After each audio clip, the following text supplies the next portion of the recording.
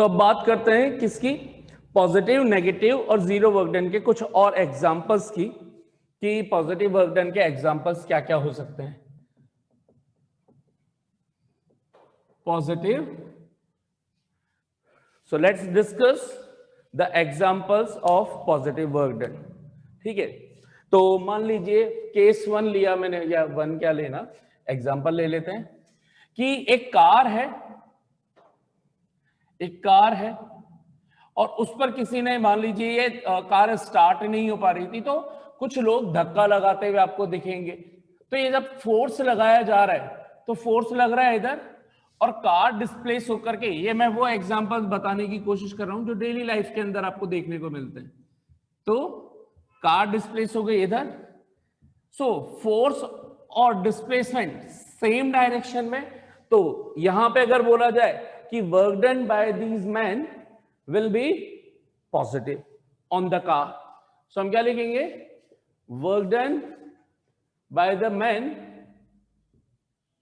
On the car, है ना। थोड़ा सा ये वर्डिंग आपको रीड करनी आनी चाहिए सिचुएशन के अकॉर्डिंग, किस पर फोर्स लग रहा है, कौन लगा रहा है। So work done due to या work done by, so work done by the man on the car will be positive.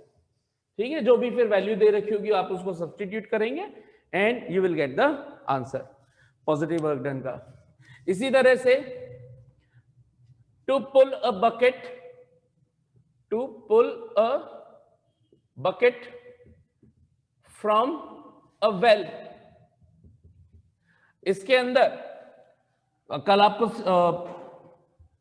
मान लीजिए ये एक वेल है, इसके अंदर ये बकेट है और इसको पुल किया जा रहा है। यहां पे मान लिया कि हमने एक पुली लगी हुई है और एक कोई पर्सन है। तो गांव के अंदर आपने देखा ही होगा कि जनरली जो लेडीज पानी भरने जाती हैं वो इसको पुल करती हैं। तो यहां से फोर्स होता होता कैसे लग रहा है, so work done due to the person, अब वो चाहे मेल हो फीमेल हो, इसलिए मैंने पर्सन लिख दिया। So work done to pull a bucket, तो किसके ऊपर फोर्स लगाना है, बकेट के ऊपर। तो इसको लिखेंगे क्या, work done by the person on the bucket, on the bucket, it will be a positive work done. ठीक है, इसी तरह से सो W पॉजिटिव। इसी तरीके से अगर बात की जाए हॉर्स कार्ट की, तो आपने देखा होगा कि जो घोड़ा गाड़ी होती है हॉर्स कार्ट होता है। ठीक है, अब आजकल तो बहुत कम देखने को मिलती है, या बैलगाड़ी हो, आप वो भी देख सकते हो, है ना। तो कोई सा भी कार्ट हो, एनिमल कार्ट, कैमल कार्ट बोल दीजिए, तो जो हॉर्स कार्ट होता है, then work done due to horse on the cart. ये कौन सा एग्जांपल होगा, माइंड में सोचिए। घोड़ा चल रहा है आगे, फोर्स किधर लगा रहा है, वो पुल कर रहा है, इसका मतलब कार्ट को।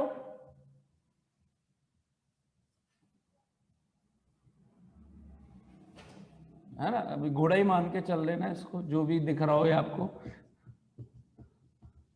ठीक है साहब, कैमल भी दिख सकता है या बिल्ली भी दिख सकता है, जो भी मान लो एक एनिमल है। ये फोर्स किधर लगा रहा है, इधर, और डिस्प्लेसमेंट भी कार्ट में किधर हो रहा है, उधर।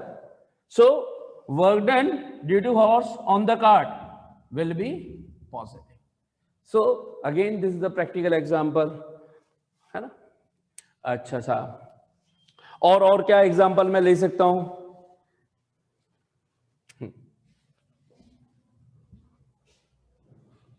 फोर्थ एग्जांपल देखिए, free fall motion, free fall motion. इसके अंदर देखिए साहब कि कोई ऑब्जेक्ट है, किसी हाइट से इसको ड्रॉप कर रहे हैं, ड्रॉप कर रहे हैं यानी कि कोई फोर्स हम नहीं लगा रहे, बस हमने ड्रॉप कर दिया। ड्रॉप करने के बाद ये नीचे गिर रहा होगा, नीचे गिर रहा होगा, नीचे गिर रहा होगा ग्राउंड की तरफ। सो ध्यान से देखें तो डिस्प्लेसमेंट है नीचे की तरफ। ये जब ड्रॉप किया गया है तो ये किस वजह से नीचे गिर रहा है, ग्रेविटी की वजह से। इसका मतलब इस पर कंटिन्यूएशन के अंदर एक ग्रेविटेशनल फोर्स किधर लग रहा है, नीचे। तो अगर मैं इस सिचुएशन में पूछूं कि during free fall work done due to gravity या ड्यू टू ग्रेविटेशनल फोर्स, दोनों ही लिखा हुआ मिल सकता है, on an freely falling object, ये कैसा होगा, ये भी पॉजिटिव। रीजन समझ में आ ही चुका है, वर्क डन, फोर्स भी नीचे, डिस्प्लेसमेंट भी नीचे। और एग्जांपल लें, piston, gas piston cylinder system. देखिए यहां पे एक मैंने फ्रिक्शनलेस सिलेंडर मान लीजिए, उसके अंदर हमने एक पिस्टन लगा दिया, movable piston. That means this piston can be up and down करेंगे जब हम फोर्स लगाएंगे, और अप भी हम भी कर सकते हैं, और अंदर फिल्ड गैस भी कर सकती है। तो लेट्स सपोज अभी हम बात कर रहे हैं किसकी, कि इसके अंदर हमने गैस फिल कर रखी है, और इसकी वॉल जो है वो बहुत स्मूथ है ना, यानी कि इनके बीच में साइड में कोई फ्रिक्शन नहीं है, जिसके कारण ये यहीं पे रुका रहे। अभी मैंने यहाँ पे फोर्स लगा रखा है, मेरे हाथ से इसको यहाँ पे रोक रखा है।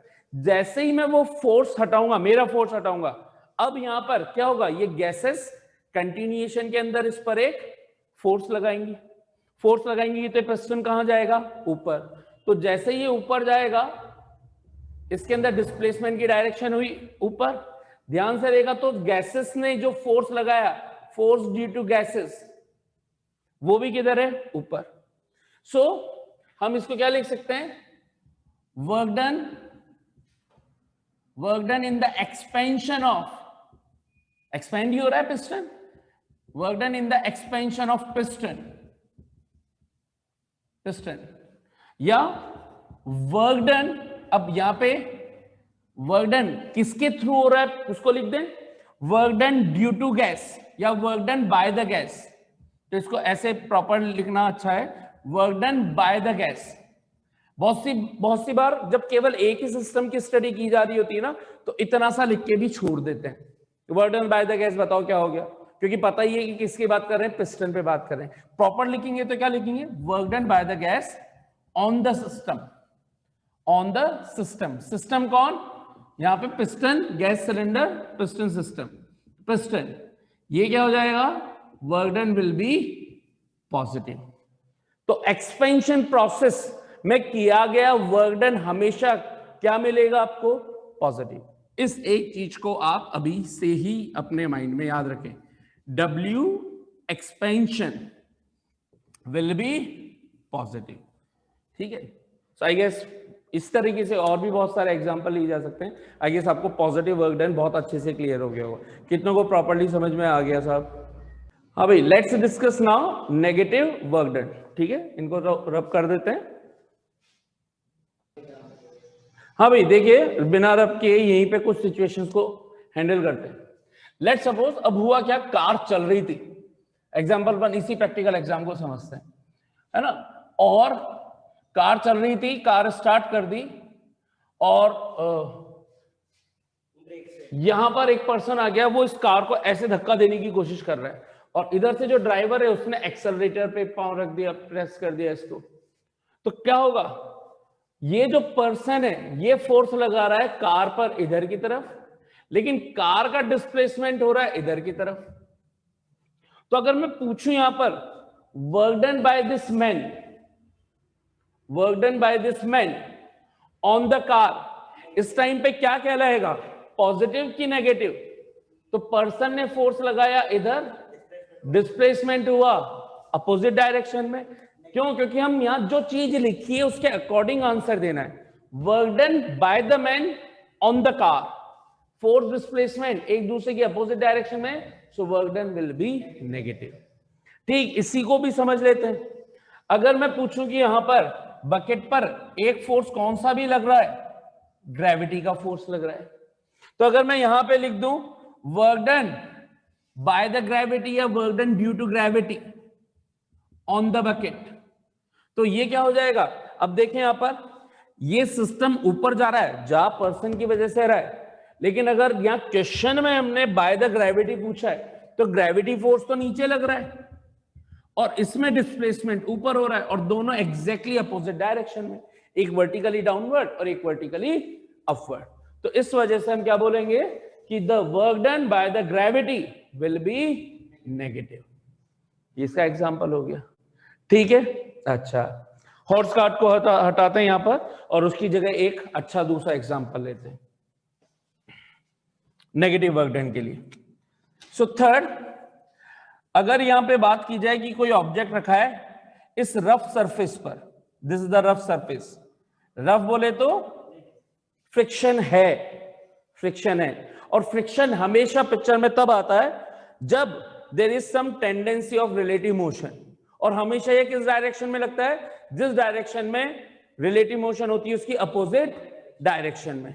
तो लेट्स सपोज इस पर एक फोर्स अप्लाइड किया कैपिटल एफ, इसकी वजह से इसमें डिस्प्लेसमेंट तो इधर हुआ, यहां से यहां तक डिस्प्लेसमेंट हुआ, तो डिस्प्लेसमेंट की डायरेक्शन इधर है, लेकिन रफ सरफेस पर होने के कारण हमेशा इस पर एक फ्रिक्शन फोर्स इधर की तरफ लगता रहेगा, हमेशा इधर की तरफ लगता रहेगा, क्योंकि फ्रिक्शन का काम क्या है, इस मोशन का अपोज करना, रिलेटिव मोशन का अपोज करना। तो ध्यान से देखें, अगर मैं पूछता work done by the applied force, तो कैपिटल एफ और एस सेम डायरेक्शन में होते, वर्क डन पॉजिटिव। लेकिन अगर मैं यहां पूछूं वर्क डन बाय फ्रिक्शन या work done due to friction, work done due to friction, तो यहां पर क्या आ जाएगा, ये वर्क डन नेगेटिव, ठीक है। Work done due to friction will always be negative, work done due to friction will always be negative, ठीक है।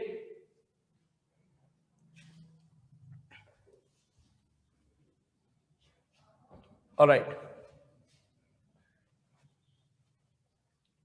हाँ भाई, अब नेक्स्ट एग्जांपल, अब फ्री फॉल मोशन की जगह हम क्या बता सकते हैं कि एक ऑब्जेक्ट को ऊपर उठा करके लेके जा रहे हैं। जब एक ऑब्जेक्ट को ऊपर उठा करके लेकर के जाए तो इसमें डिस्प्लेसमेंट ऊपर हो रहा है, तो ऊपर उठाने के लिए हमें फोर्स लगाना पड़ेगा। ये तो कहलाएगा एक्सटर्नल फोर्स, एक एक्सटर्नल फोर्स ऊपर लगा रहे हो। तो अगर मैं पूछता work done on the object due to external force, आप बोलते पॉजिटिव, क्योंकि डिस्प्लेसमेंट और एक्सटर्नल फोर्स ऊपर लग रहे हैं। लेकिन जिस टाइम पे ऑब्जेक्ट कहीं पे भी हो, इस पर हमेशा एक फोर्स ड्यू टू ग्रेविटी तो नीचे ही लगता है। तो अगर यहां पर मैं पूछ लूं कि work done due to gravity during the upward motion, work done due to gravity during vertically upward motion, vertically upward motion, upward motion, तो ये क्या हो जाएगा, नेगेटिव, क्योंकि Fg force due to gravity नीचे, डिस्प्लेसमेंट ऊपर, एक दूसरे की अपोजिट डायरेक्शन के अंदर, ठीक है। इसी तरह से मान लीजिए वर्क डन इन, चेक करना है कंप्रेशन के अंदर, कंप्रेशन, ठीक है। अब मैंने पिस्टन को क्या किया, नीचे इस पर यहां से फोर्स लगाऊंगा, तो मैं जो फोर्स लगा रहा हूं वो मेरा फोर्स तो क्या कहलाएगा, एक्सटर्नल फोर्स, एक्सटर्नल फोर्स। और इसमें पिस्टन नीचे आया होगा, नीचे आ गया तो डिस्प्लेसमेंट नीचे हुआ, लेकिन कंटिन्यूएशन में ये गैसेस और ज्यादा कंप्रेस हो गई, तो आप खुद सोचो ये और ज्यादा फोर्स किधर लगा रही है, ऊपर की तरफ। तो एक्सटर्नल फोर्स तो है नीचे, डिस्प्लेसमेंट भी है नीचे, लेकिन अगर गैसेस का फोर्स पूछूं तो किस किस डायरेक्शन में, ऊपर की तरफ। सो अगर मैं पूछूं work done by the gas on the system, ये क्या कहला जाएगा, नेगेटिव, क्योंकि डिस्प्लेसमेंट हो रहा है नीचे, फोर्स लग रहा है ऊपर। So work done during the compression will be taken as negative while expansion was positive. Reason बिल्कुल मेरे हिसाब से क्लियर हो चुका होगा आपको, ठीक है। कितनों को सारे एग्जांपल समझ में आ गए अच्छे से, हाँ भाई। अब समझते हैं जीरो वर्क डन के 2-3 एग्जांपल जल्दी जल्दी से। तो पहला एग्जांपल, फिर कुली ले ले, एक कुली है वो अपने ऊपर एक सूटकेस उठा करके चल रहा है इधर, तो इसके अंदर डिस्प्लेसमेंट की डायरेक्शन पूछूं इधर, अगर इसका पूछूं कि कुली फोर्स किधर लगा रहा है इस पर सूटकेस पर, तो ऊपर की तरफ। तो अगर पूछा जाए work done due to coolie on the suitcase will be 0। और रीजन क्या है, यहां पे फोर्स लग रहा है कुली के कारण ऊपर, और डिस्प्लेसमेंट है इधर, दोनों एक दूसरे के परपेंडिकुलर है। इसी सिचुएशन में अगर मैं पूछता work done due to gravity on the suitcase, work done due to gravity on the suitcase, इसका आंसर क्या आता? 0। अगेन रीजन, सूटकेस यहां पर है तो इस पर ग्रेविटी फोर्स नीचे लगाएगी, तो Fg तो नीचे लगा फोर्स ड्यू टू ग्रेविटी, लेकिन डिस्प्लेसमेंट तो अभी भी इधर ही है, तो ये परपेंडिकुलर ही, और परपेंडिकुलर है तो वर्क डन 0 हो जाएगा। सेकंड केस आप समझ सकते हैं कि एक एल्मीरा पे छोटा बच्चा फोर्स लगा रहा है, वो डिस्प्लेस ही नहीं हो रहा, डिस्प्लेसमेंट ही 0 है। ठीक है, मेरे हिसाब से ये काफी है एग्जांपल समझने के लिए।